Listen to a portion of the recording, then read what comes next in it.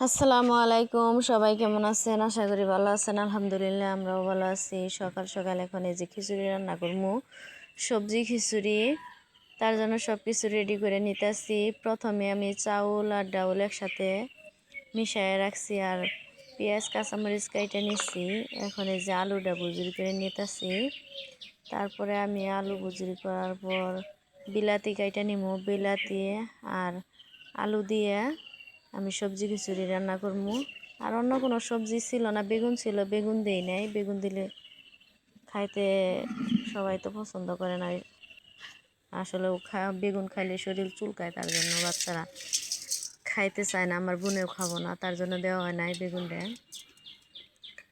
এখন যে চাউলটা ধুইয়া সুন্দর করে আমি এই যে পাতিলায় দিয়ে দিলাম। আর এই যে বিলাতি আর আলুটা আমি ধুয়ে কাইটা নিছিলাম, তারপরে আর একটু ধুয়ে নিলাম আর একটা বার ধুয়ে, তারপরে এই যে আলুটাও দিয়ে দিছি। এখন এই যে সব ময় মশলা একে একে সবই দিয়ে দিব।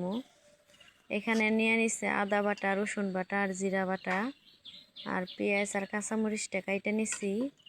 এখানে যে গুঁড়া মশলা সব একে একে সবই দিয়ে দিব। প্রথমে দিলাম এই যে হলুদ গুঁড়া, আর তারপরে দিয়ে দিব এই যে এখন মরিচের ফাঁকি অল্প একটু দিব মরিচের গুঁড়া। কাঁচামরিচ যেহেতু দিছি অনেকটি, আমি এত জাল খিচুড়ির মধ্যে এত জাল ভালো লাগে না, তার জন্য অল্প করে দিলাম মরিচের গুঁড়াটা। এই যে এখন এই যে নুনটাও দিয়ে দিলাম। এখন এই যে ধনিয়া সজের গুঁড়া, এই সজের ফাঁকিটাও দিয়ে দিলাম। তারপরে এই যে তেজপাতা দিয়ে দিমু। আর অন্য কোনো দিব না, আমি গরম মশলা কিছুই দিব না, শুধু তেজপাতা দিয়ে দিলাম। আর এখন এই যে তেলটা দিয়া সুন্দরভাবে মাখায় নিমু। এই মাখানি খিচুড়িটা খাইতে কিন্তু অনেক মজা লাগে, আমরা মাঝে মাঝেই খাই। হয়তো আপনাদের সাথে আগে ভিডিও শেয়ার করছিলাম। আর অনেক দিন ধরে এই মাখানো খিচুড়ি খাওয়া হয় না সবজি দিয়ে। শীতের সময় তো অনেক সবজি ছিল, অনেকবারই খাওয়া হয়েছে, শেয়ার করা হয় না। এখন এই যে গরমের সিজন, তারপরেও খিচুড়ি দিয়ে মুরগির মাংস কিংবা গরুর মাংস দিয়ে অনেক মজা লাগে। গ্রাম বাংলার মানুষ আমরা সবই পছন্দ করি।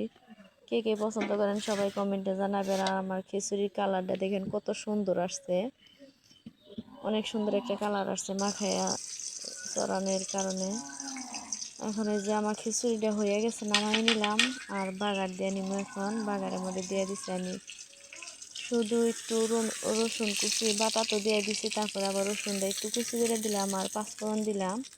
পাঁচফোড়নটা দিয়ে এখন এই যে সুন্দর করে বাগার দিয়ে নিব। তেল আমি চড়াইতে সময় দিয়ে দিছিলাম, একবারে মাখাইয়া দিছি। তারপরে আবার এই যে বাগারটা দিয়ে নিব।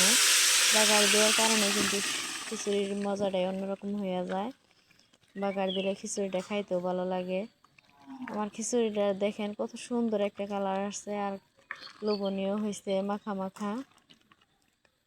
সবাই ভালো লাগলে লাইক কমেন্ট শেয়ার করবেন, সাবস্ক্রাইব করবেন। এখন এই যে আমি মাটির থালির মধ্যে বাইরে নিতেছি। আর আগের দিনের আমার এই যে একটু তরকারি ছিল মুরগির মাংস, সেই তরকারিটা বাইরে নিছি।